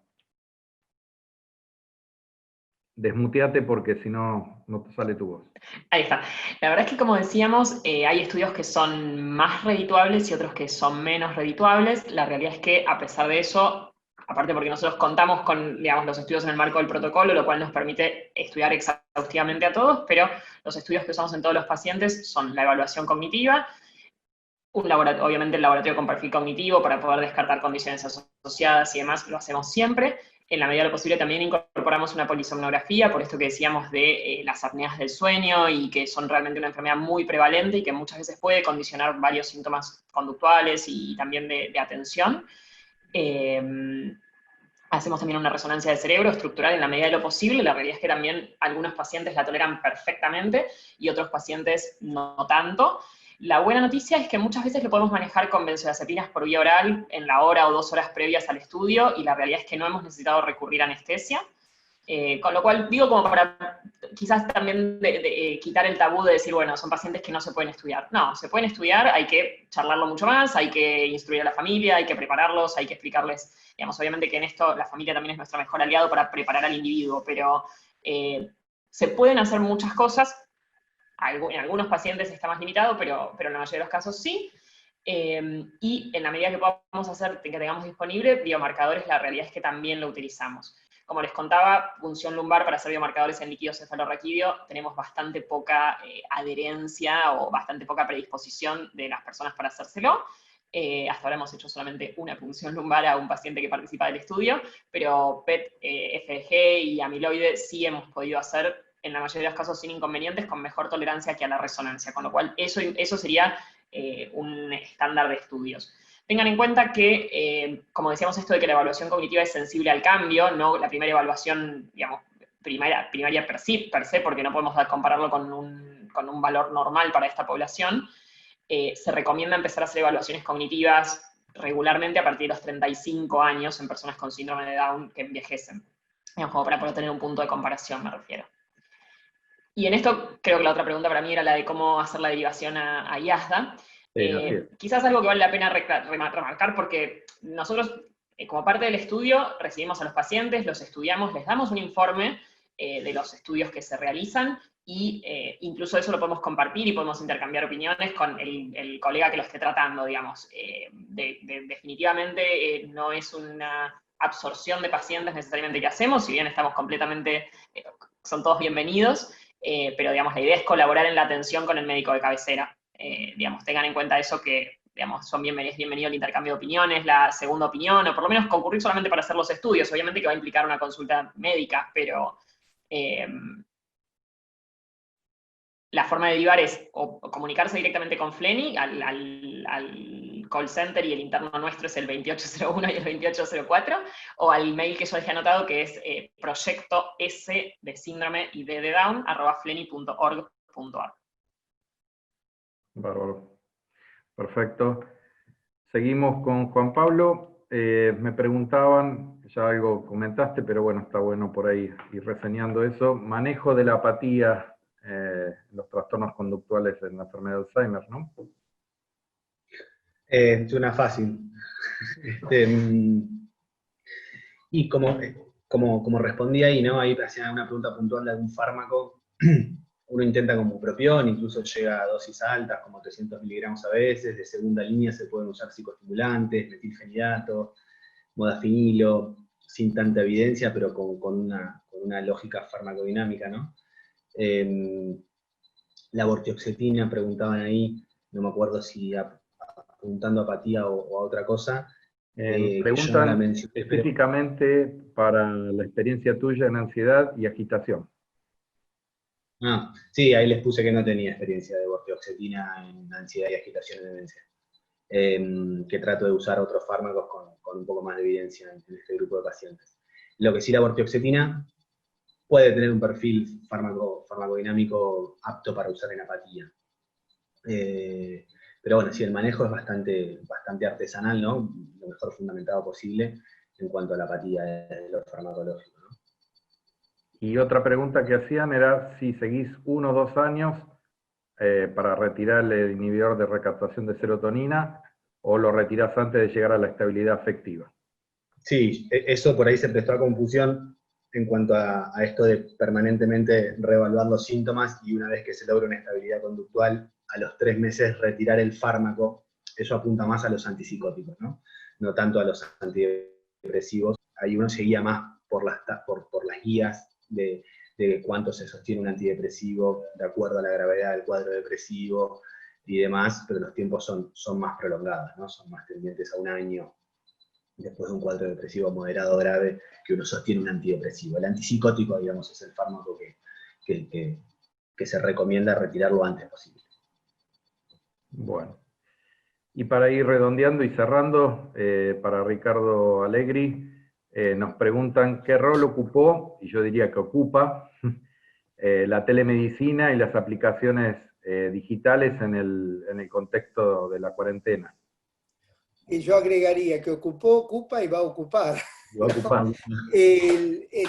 Digamos, el rol en la cuarentena fue esencial, porque eso nos permitió rápidamente en el mes de abril tomar contacto con nuestros pacientes, ¿no? O sea, eso nos permitió saltar lo que es una población de riesgo que no podía venir a la consulta y nos permitió rápidamente resolver esa situación, tanto en la consulta médica como en la rehabilitación, como en la evaluación cognitiva. Hasta la pandemia el uso de la telemedicina fue bajo y en realidad eran interconsultas entre un grupo de médicos y otro grupo de médicos con el paciente en el medio. La pandemia nos aceleró y por suerte, la verdad yo soy pro, nos aceleró que el paciente entienda que se puede hacer y que se hace bien y que sirve, el médico le perdió el miedo y las prepagas empezaron a entender que sirve y que se puede usar y que es válido y que ocupa un lugar. Yo creo que una vez que pase la pandemia no es que va a reemplazar la presencialidad, sino que va a complementar la presencialidad. Bueno, bárbaro, agradecer a los expositores, a todos los oyentes que aguantaron durante todo este tiempo, y Ricardo, me parece que es tuyo el cierre, así que agradecerle también a Casasco, a Sergio, a Juan, a todos del laboratorio, así que te dejo el cierre. Bueno, le agradecemos en primer lugar al Laboratorio Casasco por la oportunidad de reunirnos con ustedes, por la oportunidad de contarles un poco qué es lo que estamos haciendo cada uno de nosotros. Creo que el mensaje trató de ser claro, pero por otra parte lo interesante es que cada uno de los que hablaron, cada tema de los que se habló es un tema específico sobre el que está trabajando cada uno. Jorge con Lewy Body, Julieta con traumatismos por deporte, Lucía con la parte de Down, Juan Pablo con la parte de trastornos conductuales, o sea que lo que trataron de transmitirle es la experiencia. Creo que eso es sumamente importante y bueno, les agradezco nuevamente al laboratorio, a mis compañeros y a ustedes por haber asistido. Buenas noches.